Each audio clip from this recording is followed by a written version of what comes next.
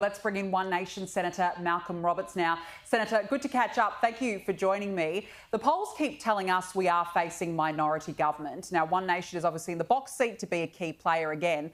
What are you after? What we want is whatever is in the best interest of Australia, Danica, and thank you for having us. Both the major parties have copied our policy, some of our policy. Both are copying them because our policies are resonating with the electorate. You know, the key problem in our economy, the key problem in our whole society is the sheer laziness, stupidity, gutlessness of both Liberal and Labor politicians. They won't do the things that people want them to do.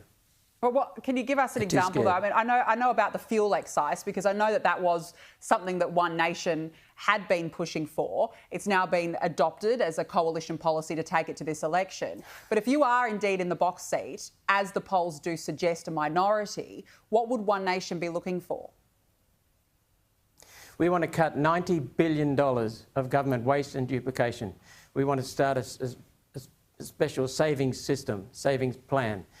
Part of that, for example, would be to end the UN net zero, pull out of it, stop it, end the UN Paris Agreement, the so-called agreement that's not an agreement, that's decimating our economy and our energy sector. And the third one is to stop, abolish, cut, kill the Department of Climate Change and Energy.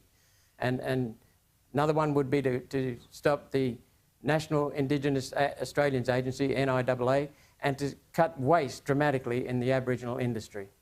Yeah, I mean, really good. Some of our $90 billion in savings. Yeah, I think they're all really good points, and it'll be interesting to see how it plays out. But just on that fuel excise, how do you think these economic policies will stack up? Because you've got the coalition with the fuel excise versus Labor with a $5 a week for a coffee, but in 15 months' time. How do you think that will play to voters? Well, One Nation policy is to halve the fuel excise tax on diesel and petrol. That is by far the best, for several reasons, and Liberals have now copied it. It's far, far better than a tax cut that could be revoked in the future, and a tax cut that is going to save Australians and put less money back in their pocket than the fuel excise saving. There's far more money to be put back into people's pockets through the fuel excise cut, the halving of the fuel excise tax.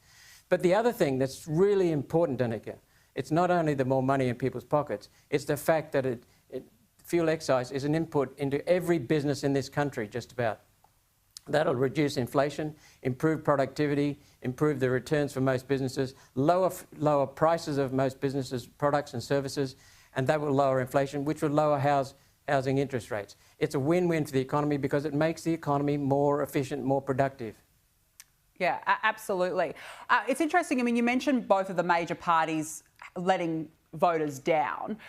I've noticed that when Sky News goes to the streets and talks to people, talks to everyday punters, they say that they are frustrated with both of the major parties.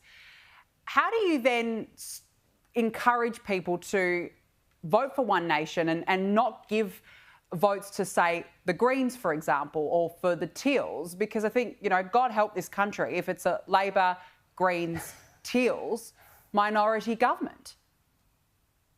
That's exactly correct. We do not want that to happen. We've got to make sure that the Liberals get in ahead of Labor. So that's one thing we would say. We would ask our voters to preference or to vote Liberals ahead of Labor in their preferences.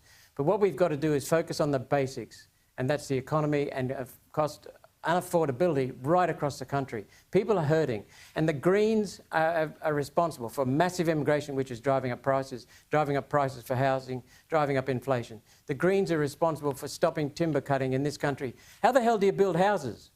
The Greens are responsible for the energy catastrophe we're embarking on. And the Greens want to make it far, far worse. Everywhere around the world, as the proportion of solar and wind increases, the cost of electricity increases dramatically. Everywhere. And both the Greens are really pushing for 100% solar and wind. Labor's pushing for 82%. The Liberal Nationals, they don't know what they want. All they want is more solar and wind, but they're not going to tell us how much. And then we embark on a nuclear program, and we're saying, good on you for embarking on the nuclear program, but nuclear is not as cheap as coal. We want to boost the coal fleet in this country. Yeah. So that's why the Liberals are better than Labor, but Liberals are a poor copy. They're basically One Nation light.